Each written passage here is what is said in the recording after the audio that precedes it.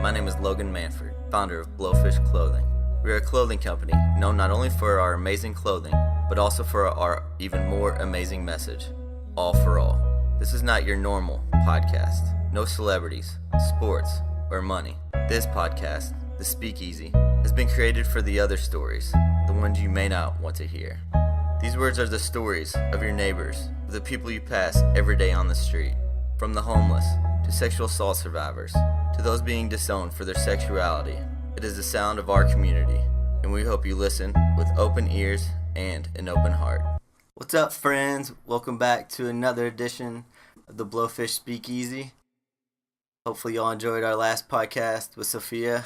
We had a great time. Thanks for the support for the Purple Collection too. We appreciate it. We don't have final numbers in.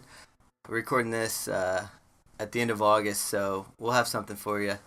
Hopefully by the time this is out, might be able to update it or something like that. But we're super excited. We just got done shooting for our next collection.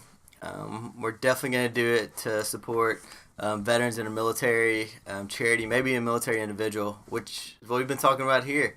So go ahead and introduce yourself, man, and we got an awesome guest here today. It's kind of a surprise guest, so. I wouldn't know if I'm a big surprise. It's Mike Hayes. My name's Michael Hayes. So Mike, from here in Louisville. Yeah, Mike's from here in Louisville. It's pretty cool. Our friend Jess, our photographer, hooked us up, and I was like, "Hey, do you know any veterans?" She's like, "Hey, this cool dude that was just in Artifacts Preo's music video, like one of Jamie's friends. I think it'd be really cool." And so he came in, and he's a great, awesome dude. I was like, "Hey, you want to be on the podcast?" He's like, "Sure, why not?" So it's kind of cool. So yeah, I don't know too much about Mike's story, so I'm pretty excited to hear it, seeing what's going on.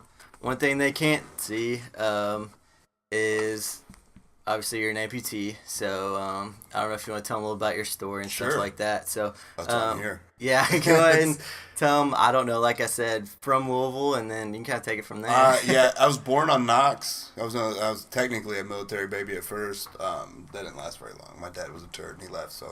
But I was born on Knox and was raised in Louisville my entire life, pretty much. Graduated from Seneca in 2004. Right after that is when I left for the military. Ended up getting stationed in Germany with 1st Armored Division. I was a cavalry scout, 19 Delta, and did a little bit of sniper school.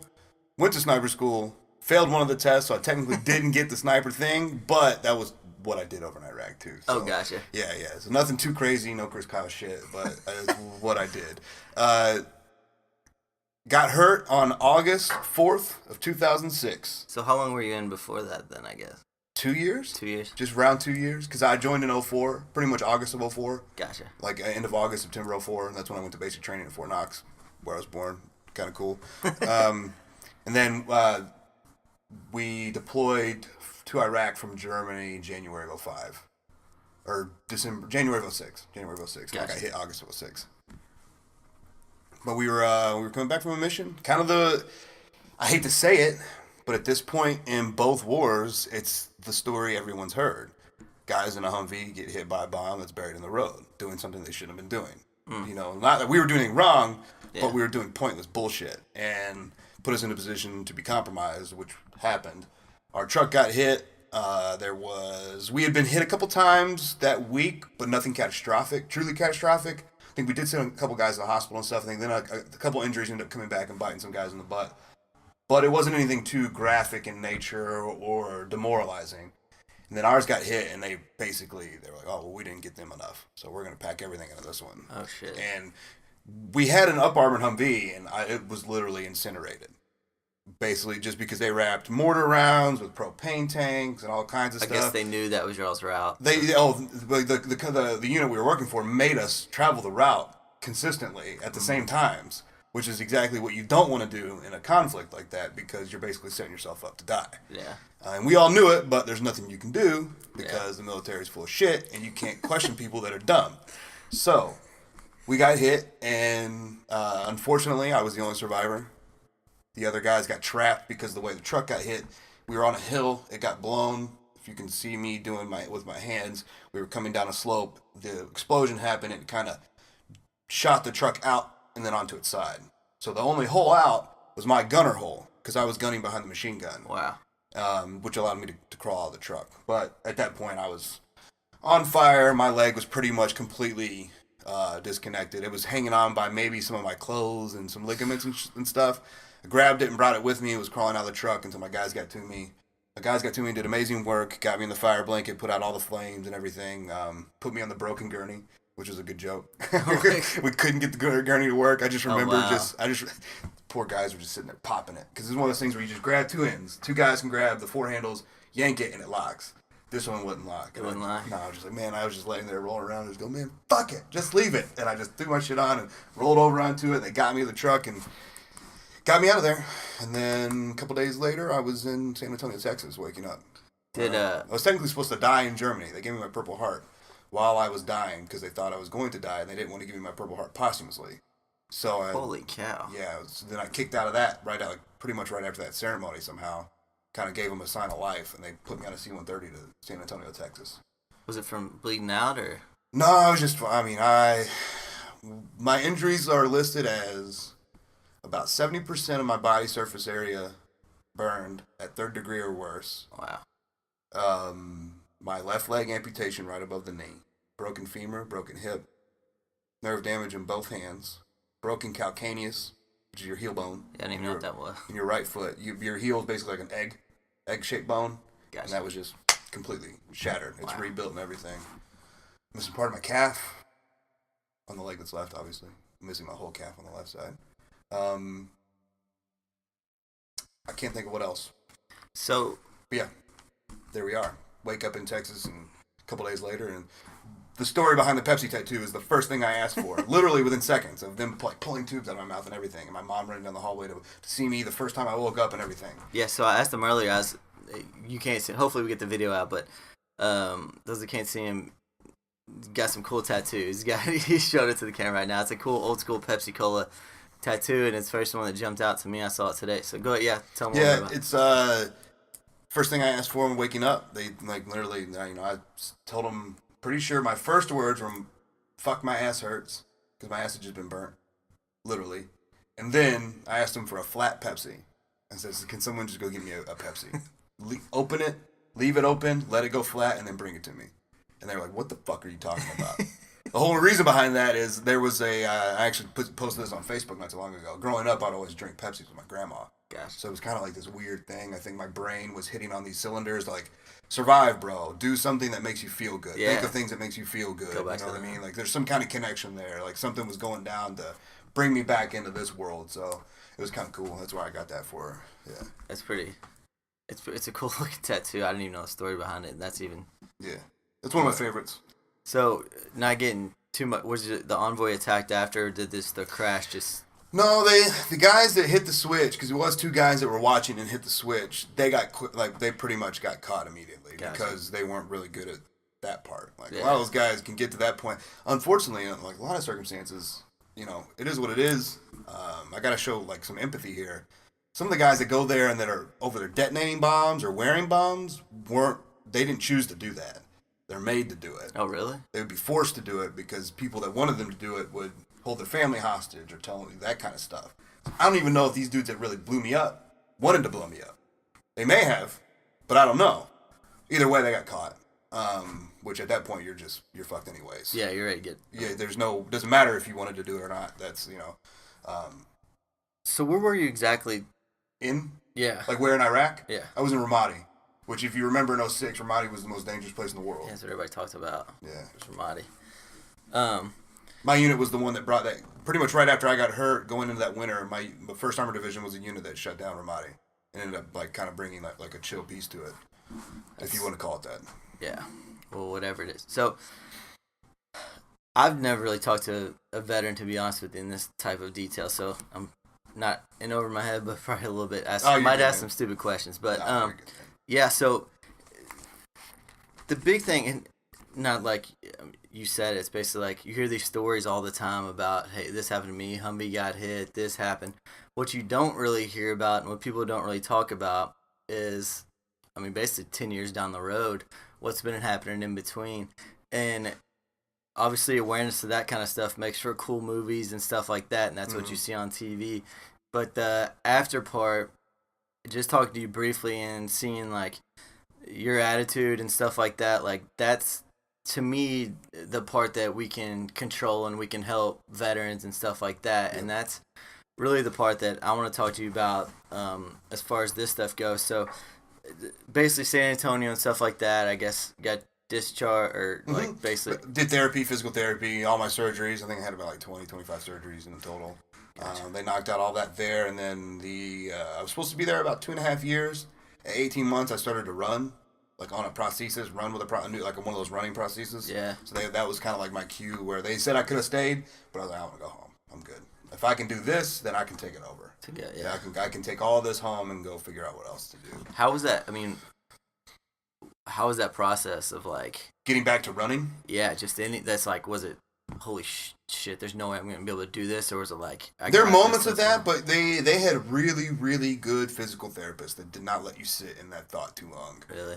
Yeah, it was a good mix of civilians and military doctors and things like that. Like my guy Major Campbell was an SF guy, so he had that SF mentality, the Special Forces mentality. Gotcha. But he had the empathy of a doctor, of a physician. That's cool. You know what I mean? So he knew how to push you and get in your head and make you comfortable by ribbing you and doing things with you. But he gave you the world's best treatment. Major Stuart Campbell. I hope he's still down there because he's honestly the only reason I'm able. Him and the guys there, and then my prosthetist here in Louisville at Center for Orthotic and Prosthetic Care. The only reason I can do what I do because they just provided such good care, direction, and discipline in regards to just getting back to mobility. Yeah, we haven't even mentioned. We'll talk about a little bit later in the podcast as we get through the story, but you still wrestle, so obviously they did. Oh, I never wrestled before. Well, yeah, okay, gotcha, So, gotcha. yeah. He's even better. No, I'm just kidding. Yeah, you probably won't be able to see him move around and stuff. Actually, you probably can check it on YouTube. We'll talk about that a little bit later, so we'll get rolling to that. But I think it's a good lesson, no matter, everybody hits adversity. Obviously, yours is on a whole nother level, but... See, I think that should change, man. You think so? I think that's the problem. That's one of the biggest problems with recovery, is people hate adversity. Yep.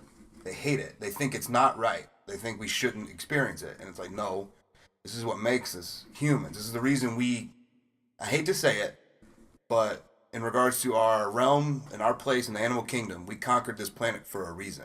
Yep. Because our adversity wasn't just getting killed in the wild and hunted and stuff like that. Our adversity created prosperity and pushed civilization, and we kept growing because of adversity.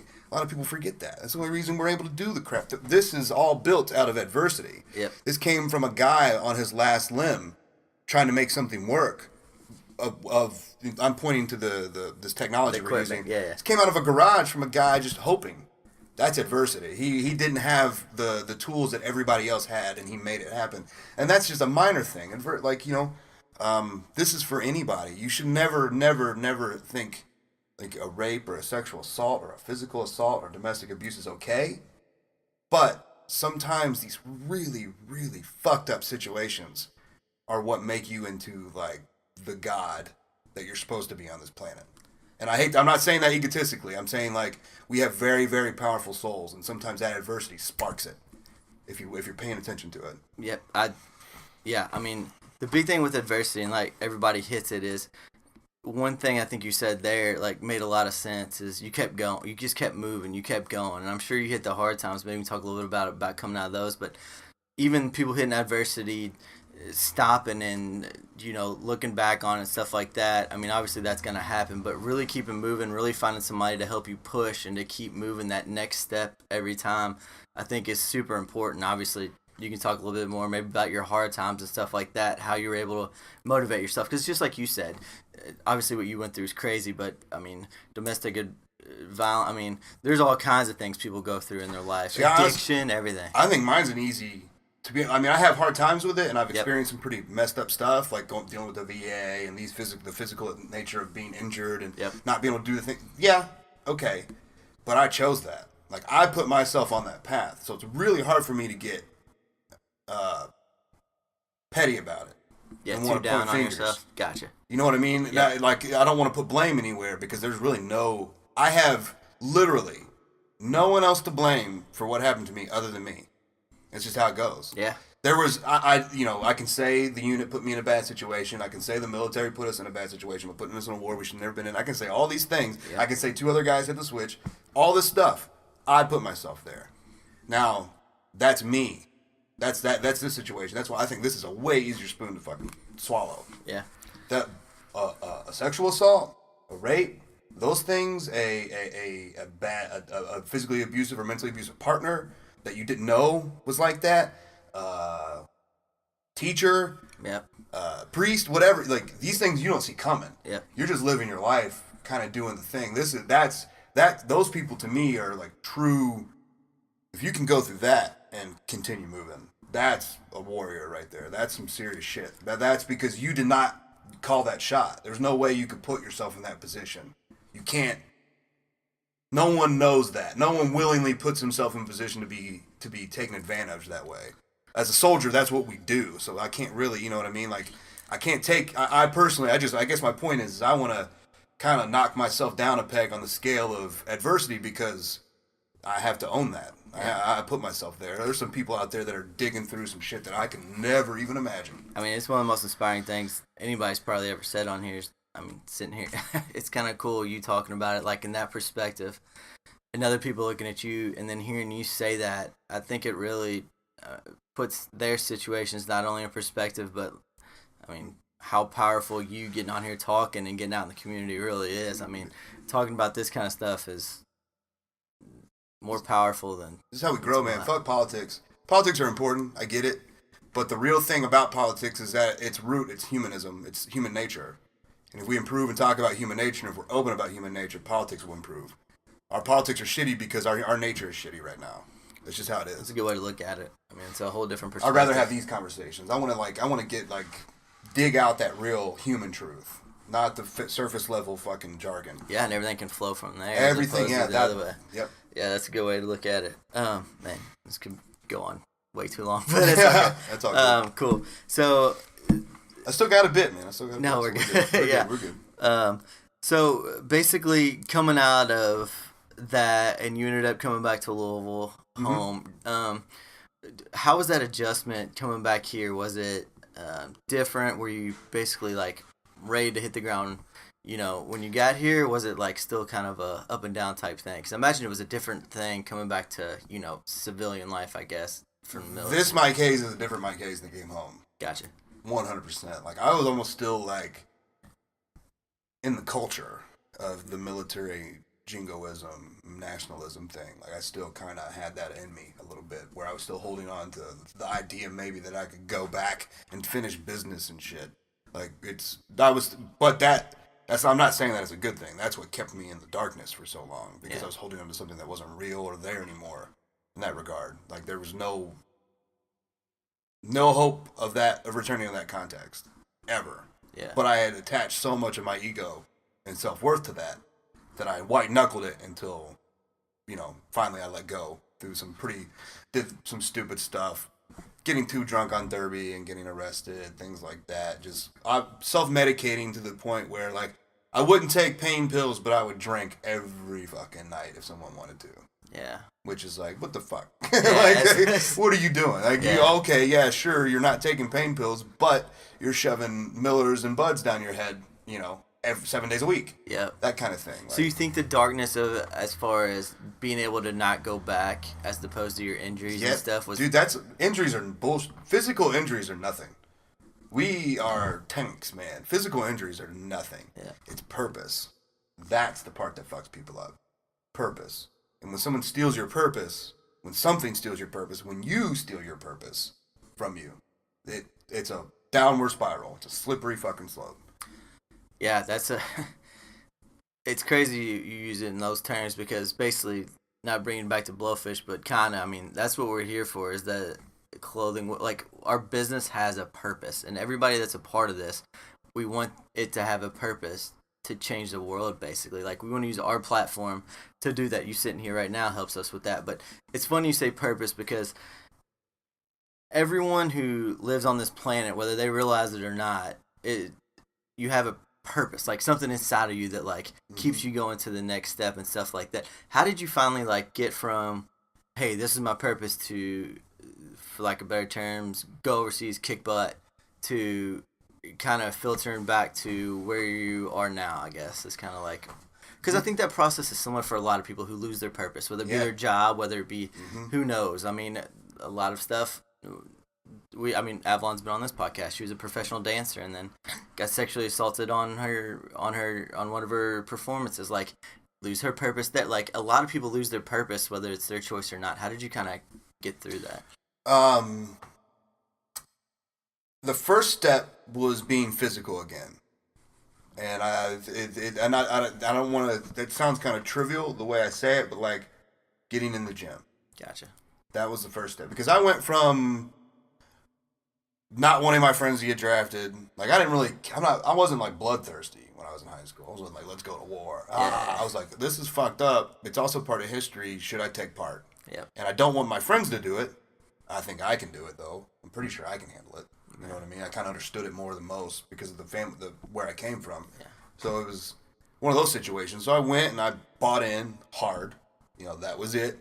You know, I had good leadership and they were ready to move me on and keep me fast tracking to the military. The whole thing. That all came to a halt. Takes that away. You know what I mean? And you're just digging everywhere. Every little thing. I worked at Bath and Body Works. I went back to work at the Buckle. Trying to think of all the weird. I tried personal training, other people, you know what I mean? But I just hadn't. The one thing that really, really kicked it off was getting in the gym with some good friends of mine who actually ended up also being the guys that broke me into wrestling. Oh, that's cool. And kind of that, it literally got the ball rolling where my real visceral confidence, not Facebook confidence. Yeah, that's like completely different stuff. My real visceral, like true soulful confidence was coming back because I was taking control of what my body was going through.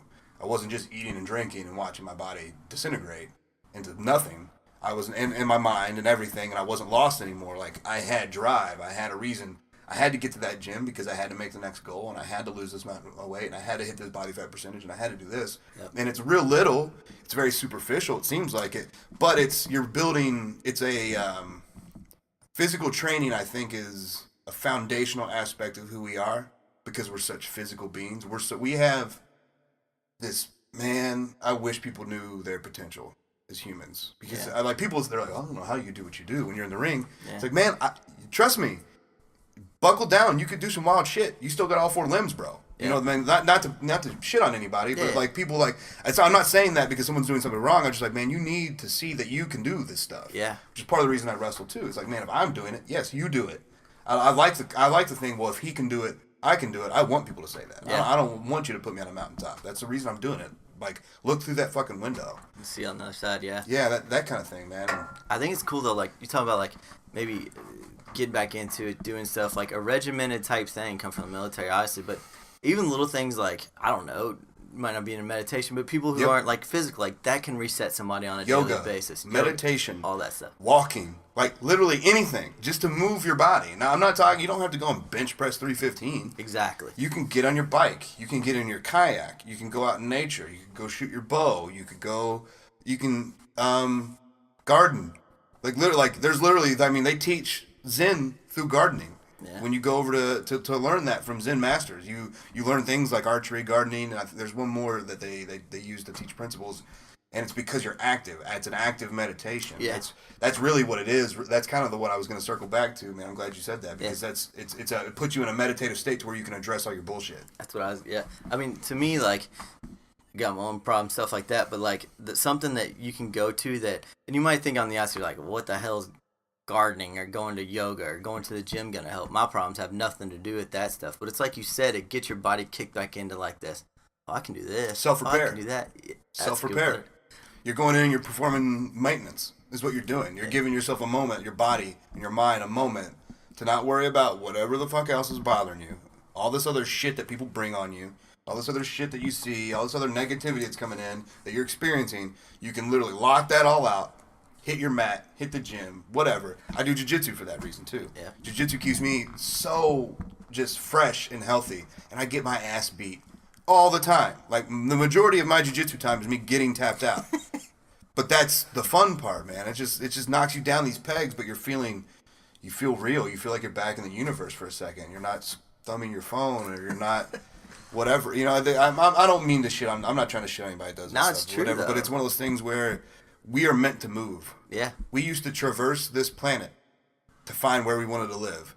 The only reason we're on this continent is because humans walked across a bridge that's no longer here from another continent. You know what I mean? Like this is where I think it just gets so lost. Yeah, I think it goes physical and mental for that matter. We're kind of getting off subject, but no, they go hand in hand though. Yeah. They're right there, man. I think they're intertwined. They do this stuff. Yeah. Where like you'll find moments where like you can find yourself caught in the superficialness of training, of physical training, where you're worried about what you look like in the thing. But if you take a step back and get back into it, and you find a new goal, you're back to square one. Yeah. And that's best for your body, mind, soul, everything. Yeah, I mean, even like just scrolling through your phone and stuff. I mean, even if somebody would just, hey, instead of that 10 minutes, just set a book next to them and be like, hey, let's try this for 10 minutes. Or think inside their own head. That's true too. Sit inside your own head. I don't know how much I sit around. It sounds kind of lazy, but if I have a moment, I will sit in my house and not have anything going on. Just watch my dogs, whatever, look out the window, just something, and let my brain go nuts and deal with my own bullshit. Like, why are you thinking this? All right, and then just start traveling those panels. I think that's that's another thing too. I think these things, and I have one. I catch myself doing it. It'll pull you away from the real thing, like from whatever's really bothering you. That's it. It pulls you away from it. They're designed to do that. I mean, it's crazy. It's part of what's going on today. I mean, we do a lot on Instagram. We try to advertise and stuff like that. And the thing that there's a utility to it. We were talking a little bit about earlier about charities and stuff like that. We're struggling finding, matching up with charities that we like to give to that are small enough, but you still gotta promote them enough, in quotation marks promote them enough to make sure you're getting stuff back from it as far as like growing our brand and stuff. And it's a super challenging thing that we deal with, but at the same time these devices are made to basically hack your brain and to like get you to stay on them over and over again, and it's not healthy. But at the same time, for a company like us, it puts me in a position where I'm always thinking like, gosh dude, we got to do this on Instagram. What the hell is this? Is not real human connection. But it's always a balance of like, hey man, we got to get the word out, but then like, I think if you're aware of it, you're ahead of the game. Yeah, I hope so. I think if you're aware that you got to balance it, I think you're ahead of the game. Yeah, I think something like this, though, talking to people like you and stuff like that, really puts it in consumers, which we consider our consumers more like family than anything. But I really think it brings it awareness to them, be like, oh yeah, like that is what it is. Because once they start opening their eyes, like influencers and all this stuff on Instagram that aren't who they really say they aren't as inspiring, whatever. I think it really opens people's eyes, and then it allows us to get back to what you were talking about earlier. And I think the veil is the same with politics as it is with all these other people. It's just get back to the real human nature of staying instead of just what people want you to distract you with and what they're hacking your brain for. But anyways, yeah, it's a weird game to play. That's it, man. So back to kind of like your journey and getting through. I could talk about that with you all day, but it's kind of like my whole philosophy. But as far as like when you came back to Louisville and stuff like that, I see you got a ring on and stuff like that, wedding ring, stuff like that. Kind of talk me through like, man. I'm actually getting married in September. I wear this because I have a real ring. Yeah. This one's made out of leather, but it's just It's cool, man. I like it, dude. I love it. Yeah, well, congratulations on that, dude. That's sweet. So I guess you got in the weight room, started getting like that side of your thing built back up, and then kind of walk us through like, I mean, I don't know if wrestling was the next step or what. It was. Kind of talk. Yeah. It was the next step. It was a huge step in regards to me finding like you said, physical discipline in my life, but also pushing my spiritual and emotional boundary and finding what my ego really wanted to do. Because wrestling's very, very poisonous to the ego. Anything with anything entertainment-wise. It's true. It'll rot you from the inside if you do not watch it. And I'm glad that because I always loved wrestling. I started wrestling because I loved wrestling growing up. Before the war and everything, I used to tell my mom, I'm not going to college, I'm going to wrestling school, the whole thing. So getting back into it, I was like, we're back full circle. Like I dodged the bullet. Like I still got to come back and do it. I'm in the ring that I said I was going to go train in. I said, I'm going to go train with Danny Davis here in Louisville, and I went to Ohio Valley Wrestling. The first guy I met when I went there was Danny Davis. That's so that cool. kind of thing. Like, and he took me in, and him and Rip and Nick Dinsmore, all these great guys that were running the schools there, just shoved the largest rocket up my ass that they could, and pushed me to the moon. It was awesome. And in regards to like, not only putting me out there and exploiting the story, but they made me a good performer. And it was a good experience just to find who I was as a man. Like, like this playing all these stories. I'm acting in the ring. I'm doing all this stuff, but then I got to deal with the adulation, or the heat, or the attitudes in the locker room, or the politics of wrestling and finding your spot, fighting for your spot, making money for the company when other people aren't, but they do. But it's a crazy world, and it was a really good experience for a young, broken man, because I was broken but being mended. Yeah. And it was a good way to mend myself. It was like I was like tempering the blade. Like I had to get in. I was starting to reforge it, but I needed to make sure it was strong enough to make sure it was worth that, putting it back into someone's hand to be used again. That kind of thing, yeah. I mean, it goes back to another thing. I mean, basically finding a sense of community of like where you can, the people that, like you can relate to. It was like a unit. Yeah. I mean, yeah, I guess that's true. I mean, and you come from a military perspective, but even without that, what we try to build here is like a community of like, people can come together and like do cool shit and make a difference. Like if you're going through shit, like, and that's a lot of people that we get like listen to this podcast, man, thank you. Like it helped me out so much. I was going through this, I was going through that, and it doesn't have to be your exact story that like you're telling, but a lot of the things come back. It's like find a community, like just seeing somebody else with a shovel. You're like, man, we're both digging our shit out. We're digging our way out, bro. That's it. Dude. Like, let's do this. All right, let's go together. Whatever. Let's quit. Let's not worry. Let's not throw dirt in each other's hole either. Let's make sure whatever we're doing. I feel you, man. Like it's a tribal, man. It's a tribal aspect. We going back to like what we are. And this is a big thing for me. It helps me out a lot. What are you? You're a human. Surround yourself with people you love and trust. Yeah. That tribe is important. We wandered the earth. We weren't doing it by ourselves. We didn't just go, peace, I'm going to go find something on my own. Yeah, that lion one-on-one probably wasn't a good idea. No, we hunted together, we raised food together, we lived together, everything was based on family. Even if you weren't blood related, there was your tribe was your family, and you had a role, and everyone took care of you in that role, and they did their job, and it was, and it goes beyond like, we don't need to all gather up on clay, and who's gonna hunt and gather, and who's gonna sow, and who's gonna be a clay pot. We don't need to do that, but getting together and feeling human again with people that are going through it is massive. Yeah, it's integral, and to be just growing, even if you haven't been through anything, jump into that world.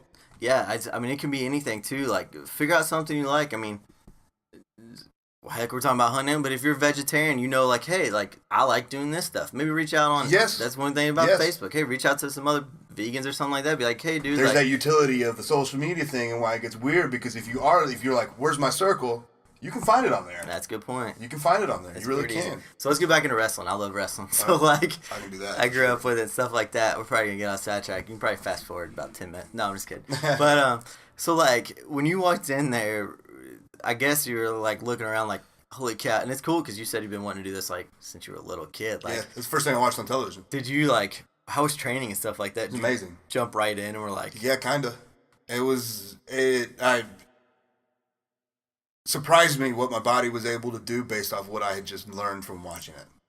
Like when Nick told me how to do it, I didn't get it right the first time, but my body would just go for it. That's cool. And just because I'd watched it for so long, I didn't know any different. Like, yeah. A lot of people that were like that come through wrestling schools, they don't want to bump. They forget they watch wrestling, but they don't watch wrestling. They're just kind of enjoying it.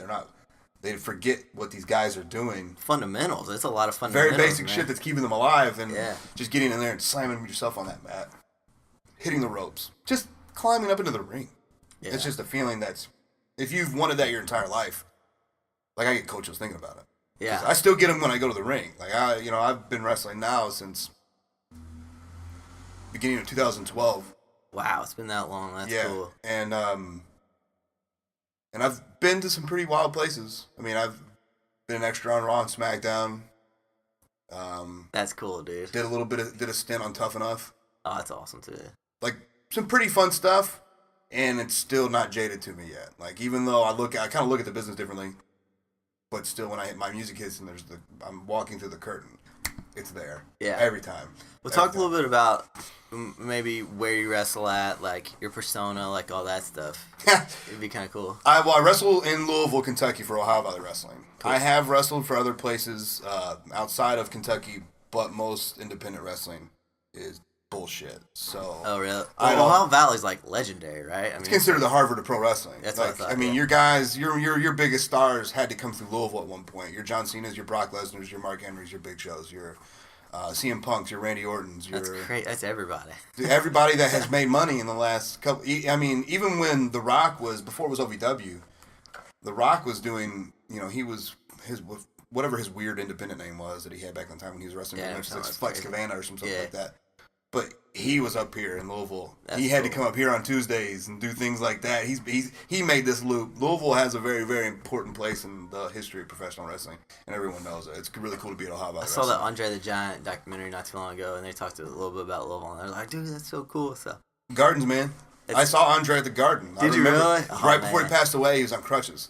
Could barely get around, but he was here, and it was stunning. You know, we crazy. can't wrestle there now. I think it's like basically a flooded out storage facility or something like that. Little but, guard, yeah. Yeah, but Ohio Valley Wrestling, man, 4400 Shepherdsville Road. As of right now, we're still filming TV there. We're coming up on our 1,000th episode. That's so cool, man. It's really, really big deal for a TV episode, local or not. Like that's a lot of work has been put in to make that happen. Yeah, I mean, production and all that stuff is. Yeah, we're not filming on our phones or anything. You know what I mean? It's when you come to OVW as a student or anything, you get the firsthand experience of what it's like to work for a televised wrestling production.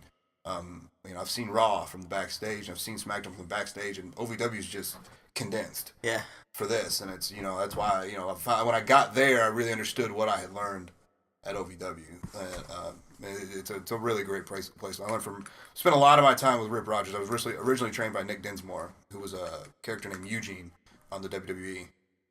He actually was an autistic character. Oh wow. Yeah, really, really cool run because his whole thing was he was autistic, but when the bell rang, he knew what to do because he had watched wrestling his whole life. So it was. I personally thought because Nick did a very good job of trying to make it formidable Yeah. and palatable and not making fun of people. Yeah. Like that kind of thing. He did some of the mannerisms and things like that, but that's part of wrestling. But it's just I'm just kind of explaining the people that built OVW. We got these beautiful minds that have been making great talent. Bringing awareness to something like that, I mean, it's huge, and like putting yourself out there. I mean, I think it actually came from the idea of like a family member. One of the guys that we work with at OVW kind of came up with the idea for him years back.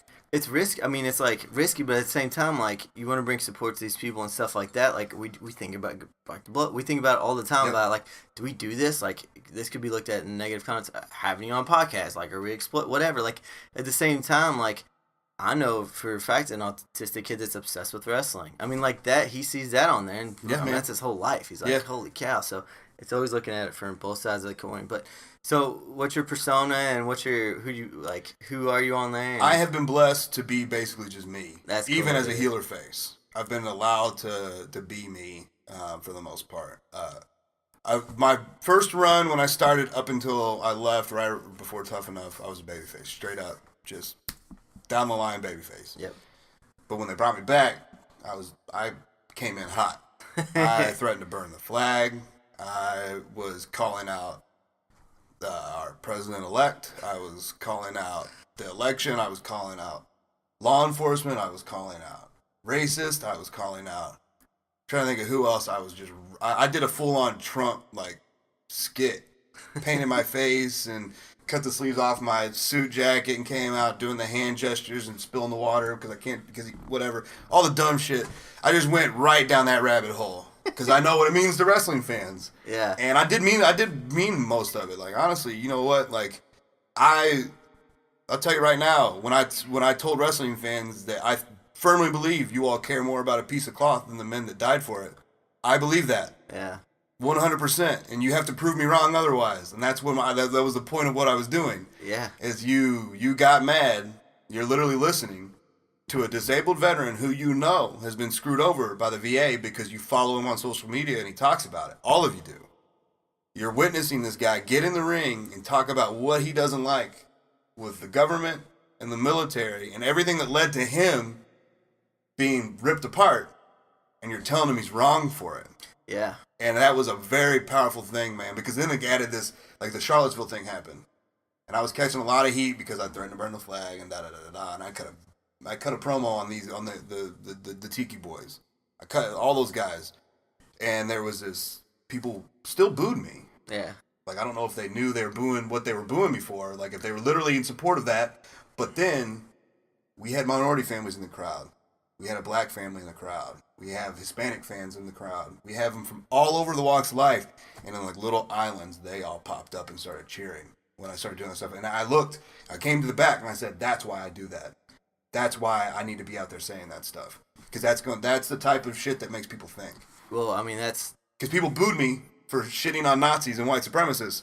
But then they just had to sit there and watch the family they were sitting next to stand up and appreciate me doing it. And they all shut up when that happened. Well, that's it. And it's funny because social media has its good things about getting in your community and stuff like that we've been talking about, but there's also the opposite side of it is getting to those people and they stay in their own little, not everybody's white supremacists that voted for Trump, all that stuff, but they get in their own echo circles. chambers, man. That's it, man. They keep talking to each other, but the cool thing that you're doing is you're putting them in the same room together and making them look each other in the eye. I mean, that's it. And then once that happens, it's funny because, like, even talking to, all for all is our message. No matter sex, race, religion, gender, we don't care who you are, who your partner is. We don't care about anything like that. We just want everyone to have the same chance. And it's funny how you put these two communities that you think would be opposed to each other in the same room or are opposed to each other. But once you put them in the same room, it's like, oh, I think that. Oh, I think that too. Oh, well, let's go. Like, it's so funny how, like, doing what you're doing is just,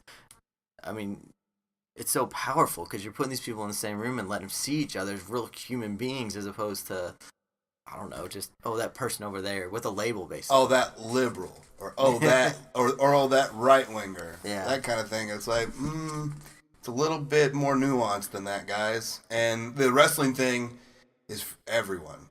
Like, wrestling, there's, you can pretty much nail the wrestling demographic. But most people don't realize our crowds are full of everyone. That's cool. And it's one of those things where you don't see it coming. You don't see that coming. You're not expected that kind of energy, but then when you have to deal with it in the place that you enjoy, like, you realize the first trick was these people that you hate on social media are sitting next to you enjoying a show that you like too. Yeah. So there's your first common ground. Yep. That's cool. That's wild. It's great, man. Yeah. And I've kind of calmed back recently, just because I'll say my piece, but I also don't like to run shit into the ground. Yeah, I was gonna say wrestling does have its story, but it's cool you get to be yourself on there, man. Still always get to be myself, that's man. Awesome, it's dude. 100%. Like, whenever you come to watch me, I mean, wrestling is wrestling, but what you're watching is Mike Hayes in the wrestling world. Like, you're seeing the extension of what if I were allowed to do all the things that I do, that's what you're seeing. That's cool. Yeah. So, well, yeah. As far as like the VA and stuff like that goes, talk about they just kind of screwed you over, kind of. Oh, bro, it's never ending. Really? Yeah, it's never ending. I can't even think of the things that have as far as said to me. getting your stuff. I tried to get. So I am, by all standards, over 100% disabled according to their medical boards. All my injuries, all the injuries I had added up to more than 100%. I mean, just look, and no offense, just looking at, I mean, you can see burns on you, like, I mean, yeah, it's just. Yeah. We applied for handlebars in my restroom, and they told me I wasn't hurt enough. That I wasn't injured enough. I've been denied sockets. I've been pressured on trying to get new prosthesis. Just recently, I needed a new wheelchair, and I don't know if someone's playing a game with me or what, but they've dicked the appointment up 3 times in a row. Are you serious? And that's after, I don't know if everybody's ever driven to Robley Rex, but Robley Rex is not a convenient facility, especially if you're an amputee. Is that here in Louisville? Yeah, it's down on Zorn Avenue. Gotcha. It's here in town. It's the regional VA. It's a big VA. But, they took $2,000 a month from me and my fiance because they said that I'm not injured enough and she doesn't do what we said she was doing. Because basically, the money was coming because she helps me do a lot of stuff. Yeah. I would imagine it's pretty easy to understand that an amputee sometimes doesn't always function correctly and has hard days physically, and like a lot of times that has to be made up for by the spouse or the caregiver in that instance. Yeah. And we were getting that for her because Casey has literally been the linchpin in my home for the last 6 years, in my life for the last 6 years. She's the one that really, above all else in regards to what I was doing to keep myself healthy mentally and physically, she was the thing that came in and sent it home. So one of the main reasons I'm not on their doorstep staring down the barrel of a gun is this woman.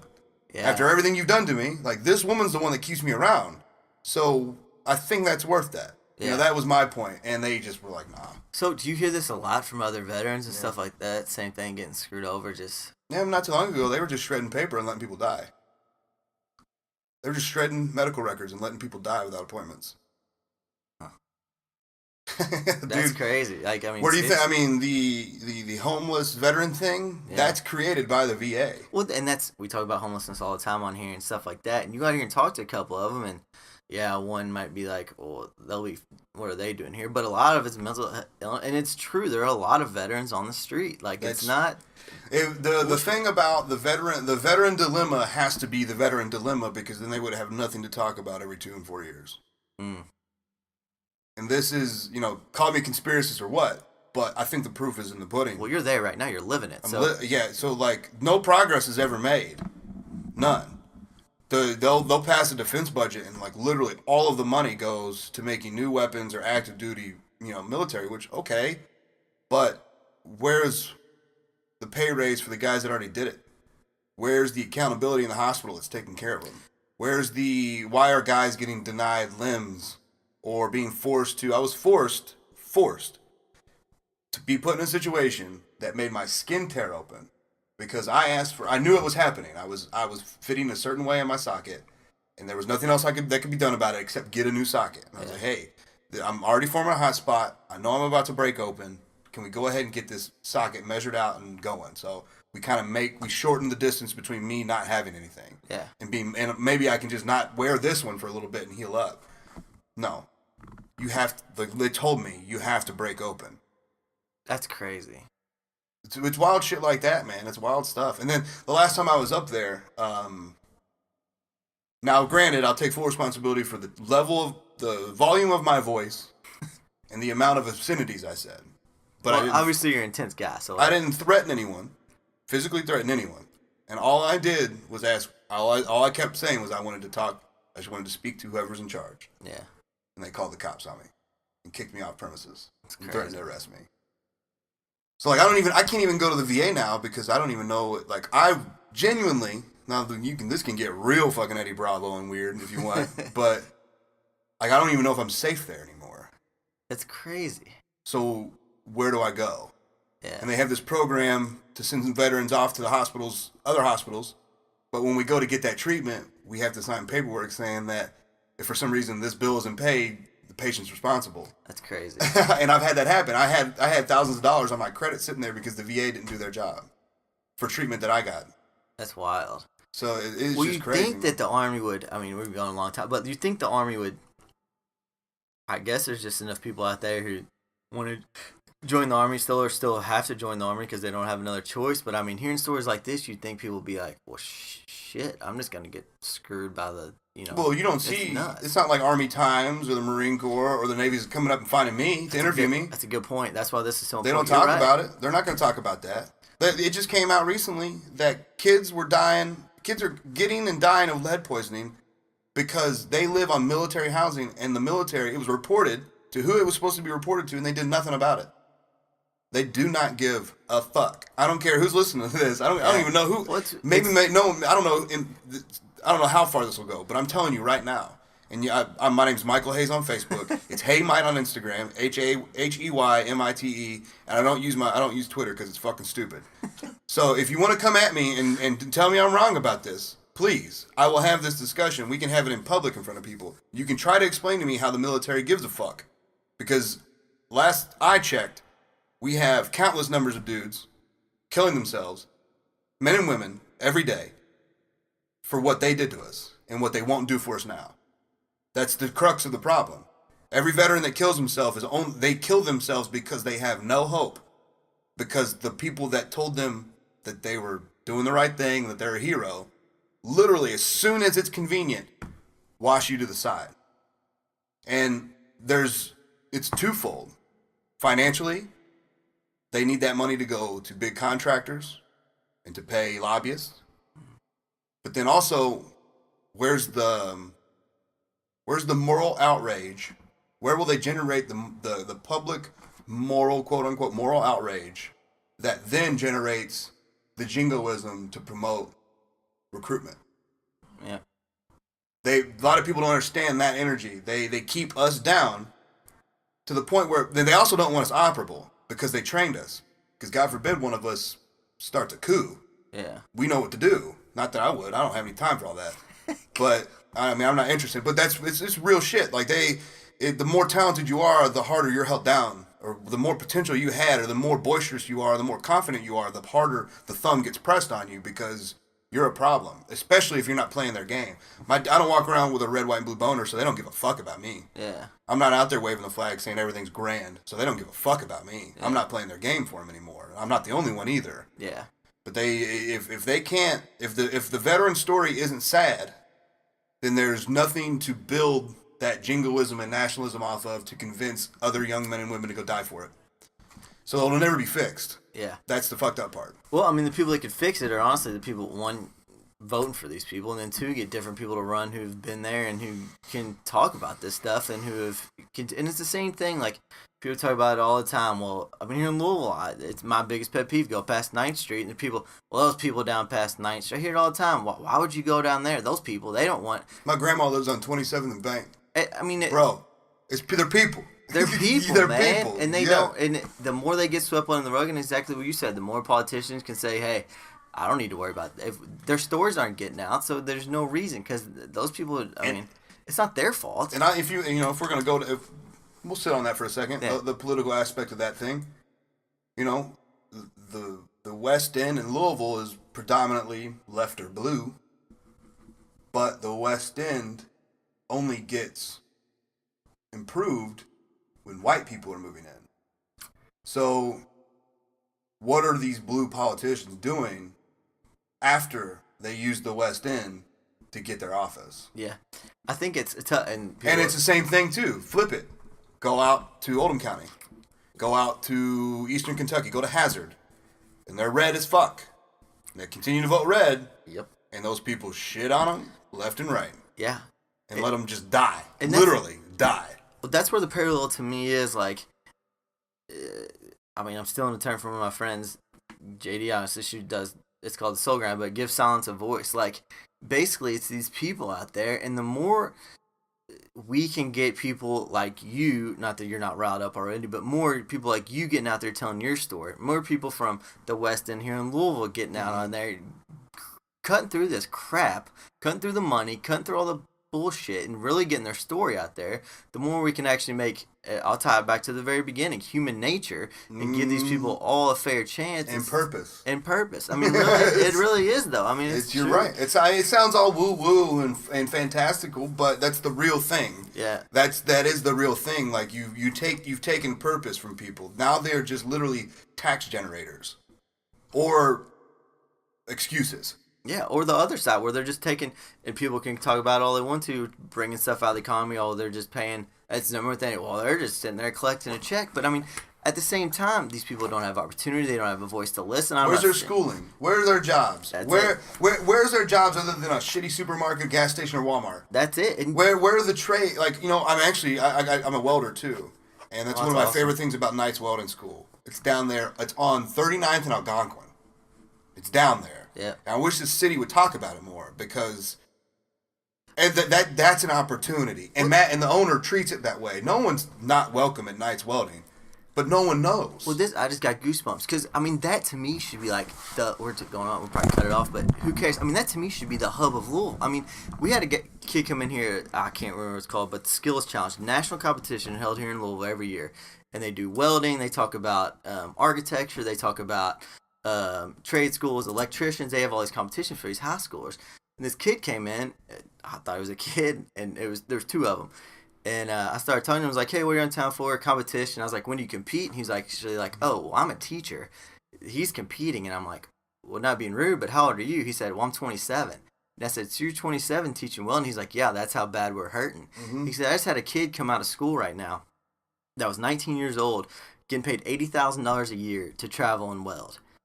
And I'm like, man, are jobs that like important? Because I'm always asked questions. Yeah, they're that important. I can turn kids out left and right, and they have jobs filled right away. I see it all the time. And it's crazy because you say it right now. I mean, I didn't even know Knight's Welding School was here in Louisville. And, like, it's nuts to hear that and then turn on the TV and see all this stuff where, like, I don't know. It just, to me, like, those are two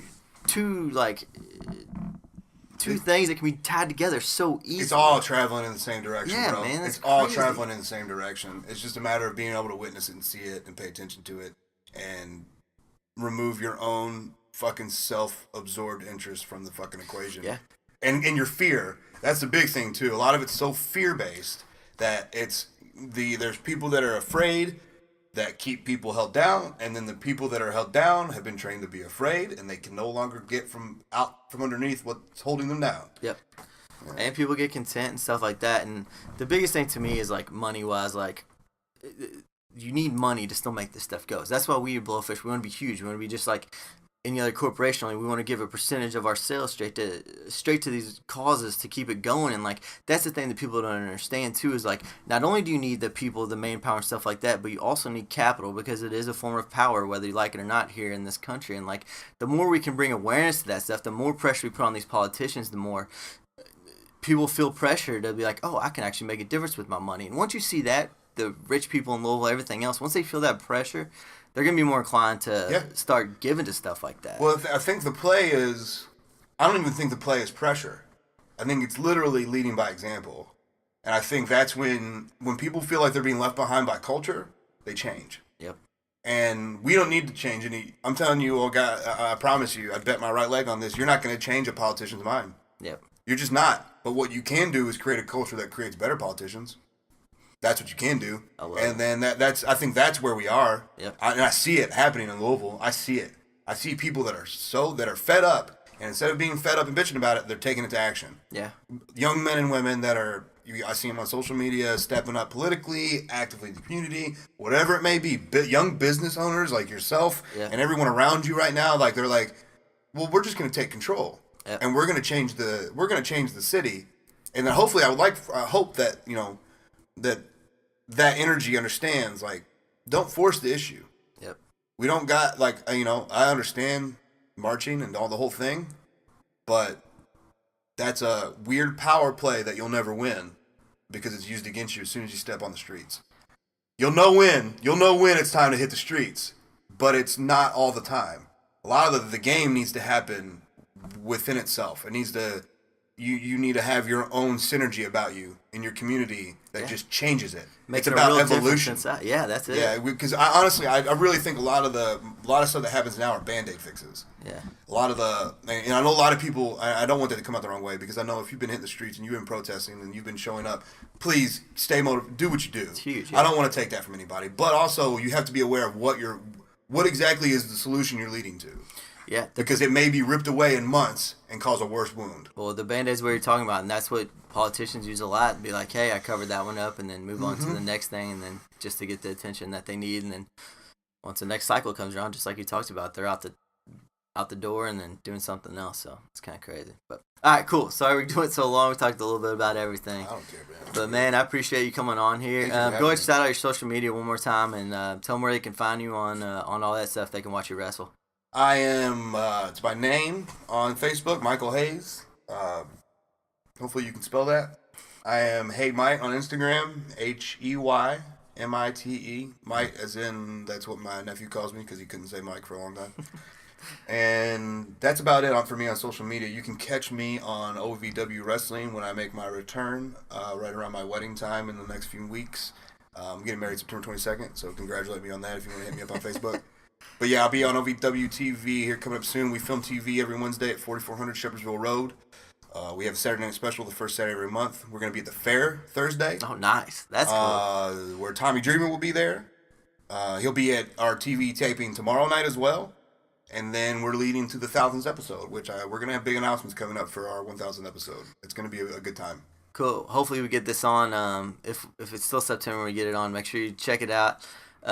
Everything he shouted out, I'm going to get on there and check out some YouTube when we get off here too. Cool. And Blowfish, as always, you can find us at Blowfish Clothing, blowfish.com. We're pretty excited for our drop coming up this month. We're still looking for a military charity. We might have it by the time this drops. Like I said, we're looking around trying to make sure we make a difference with, I say our money, but it's really your all's money that we're able to use and make a real difference in people's lives while you still get cool stuff to wear too. So it's kind of hand in hand. Cool. We appreciate you all listening, and we'll see you next time here on the Blowfish Speakeasy.